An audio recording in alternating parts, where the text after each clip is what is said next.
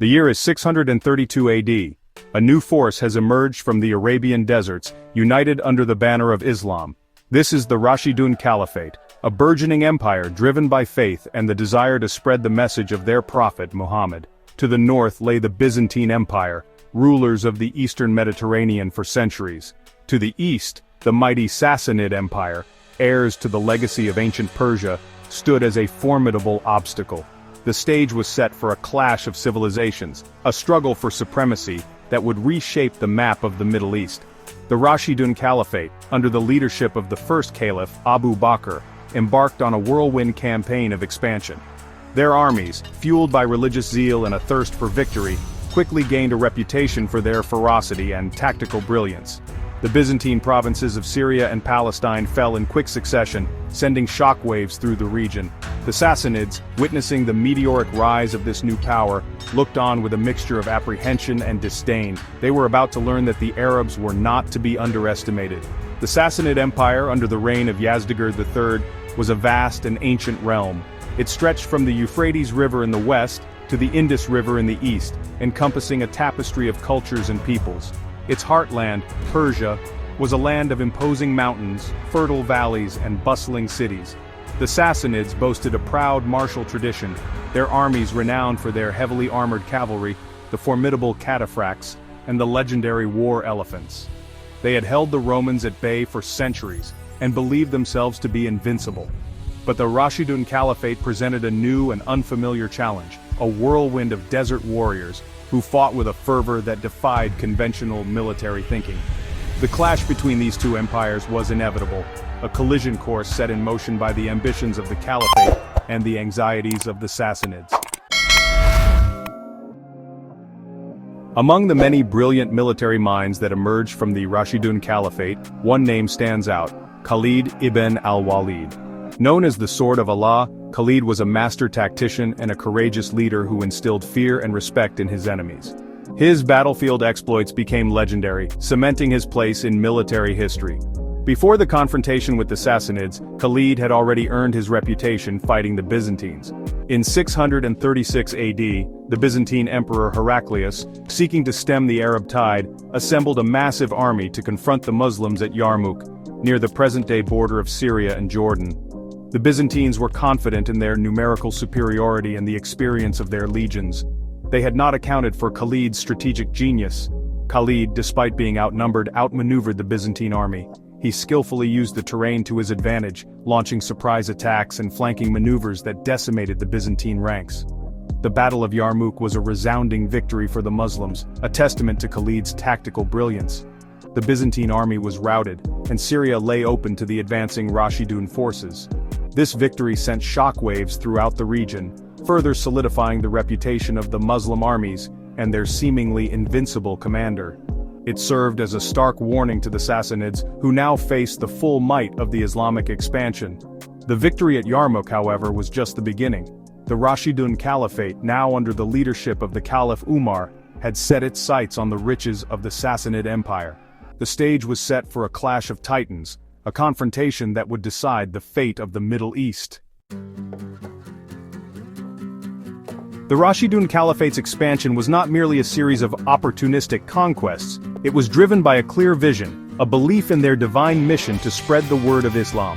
Caliph Umar, a shrewd strategist and a devout Muslim, understood that the key to securing the Caliphate's eastern frontier lay in subduing the Sassanid Empire.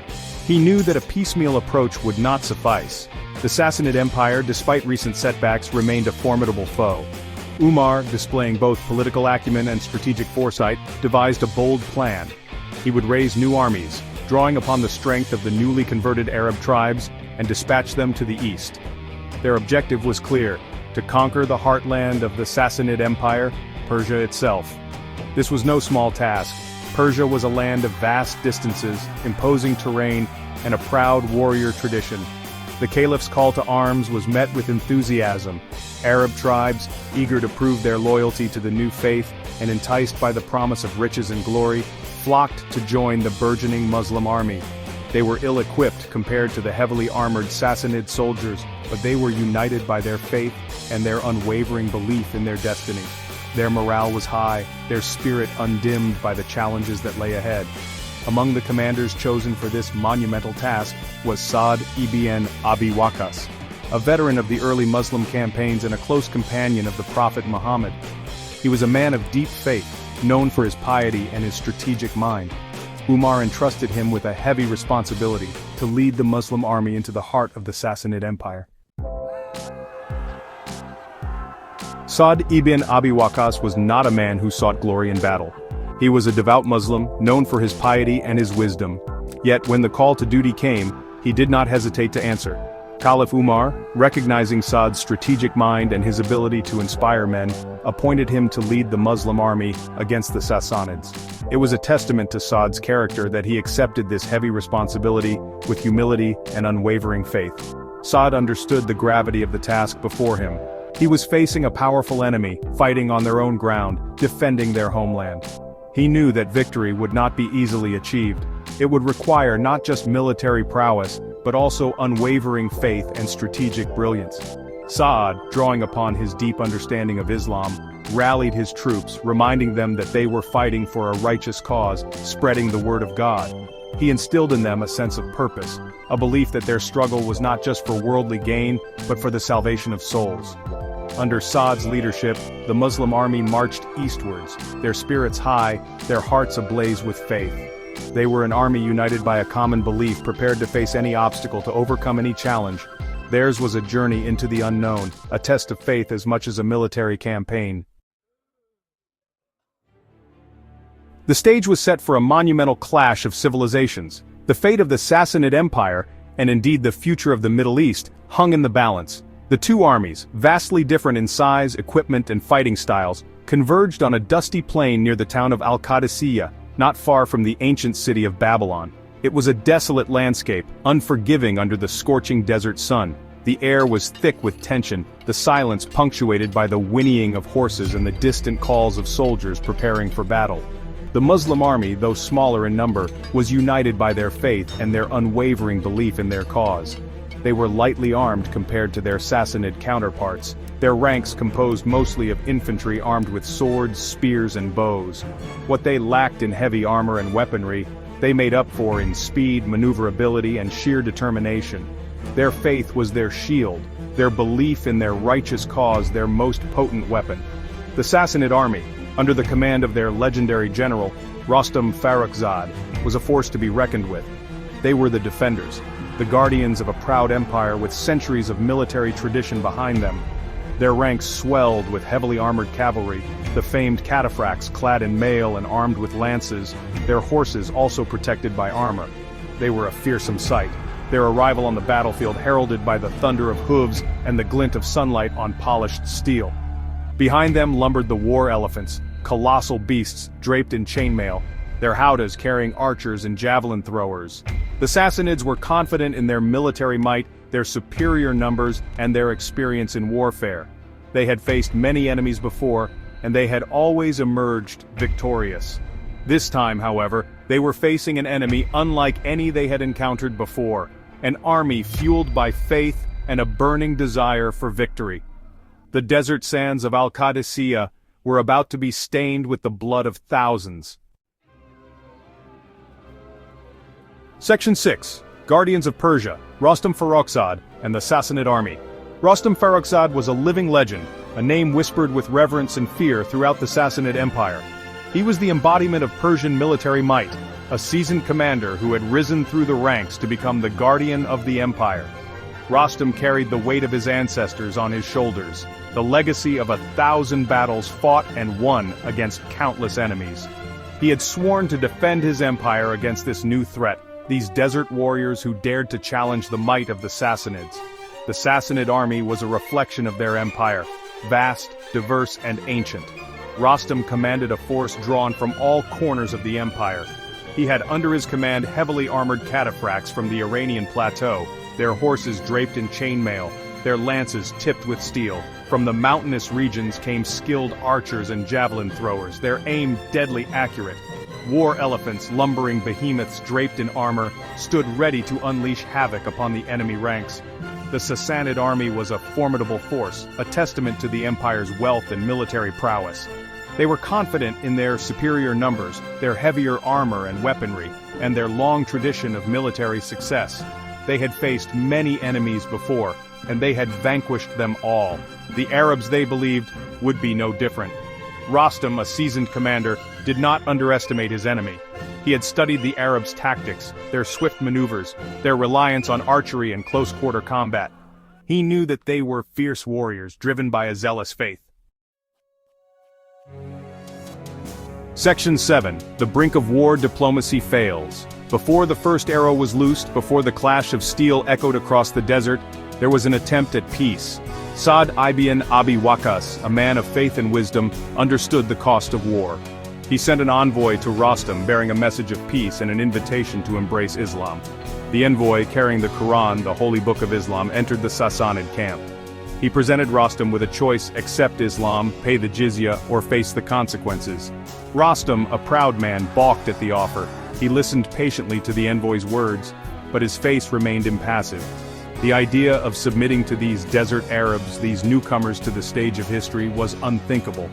He, Rostam, the descendant of kings, the guardian of a proud and ancient empire, would never bow before a foreign god. Negotiations, fraught with tension and mistrust, broke down. Neither side was willing to back down. The die was cast, the fate of two empires now resting on the outcome of the impending battle. The desert wind howled, a mournful sound that seemed to presage the coming storm. The stage was set for a confrontation that would echo through history, a clash of civilizations whose consequences would be felt for centuries to come. Section 8. The Clash of Empires, 4 Days of Battle. The Battle of Al-Qadisiyyah was not a single engagement but a brutal 4-day struggle, a test of endurance, faith, and military strategy. The desert sands became a stage for a bloody drama, a clash of two empires vying for supremacy. The first day of battle began with a ferocious exchange of arrows. Sassanid archers, firing from behind a wall of infantry and war elephants, rained arrows upon the Muslim ranks. The Muslims, relying on their mobility and speed, responded in kind, their arrows finding gaps in the Sassanid defenses. The second day saw the Sassanid cataphracts, heavily armored and mounted on equally armored horses, charge into the Muslim ranks. The impact was devastating. The Muslim lines wavered, but their faith held firm. They knew that their God was on their side, and they fought with the courage of those who believed they had already achieved victory in the eyes of Allah. On the third day, the tide began to turn. The Muslims, inspired by their commanders and their unwavering faith, fought with renewed vigor. They exploited their superior mobility, launching hit-and-run attacks, targeting the Sassanid flanks, their archers taking a heavy toll on the enemy ranks. The Sassanid war elephants, once a terrifying sight, became bogged down in the sandy terrain, easy targets for groups of Muslim warriors who swarmed around them, hacking at their legs with their swords. As dawn broke on the fourth day, the outcome of the battle still hung in the balance. Then a sandstorm swept across the battlefield, blinding the Sassanid forces. The Muslims, their faces covered, pressed their attack, their cries of Allahu Akbar echoing above the roar of the wind. Section 9. A Defining Victory, the Legacy of Al-Qadisiyyah. The Battle of Al-Qadisiyyah was a decisive victory for the Muslims, a turning point in the history of the Middle East. The once mighty Sassanid army was routed, their legendary commander Rostam Farrukhzad slain on the battlefield. The way to Ctesiphon, the Sassanid capital, lay open.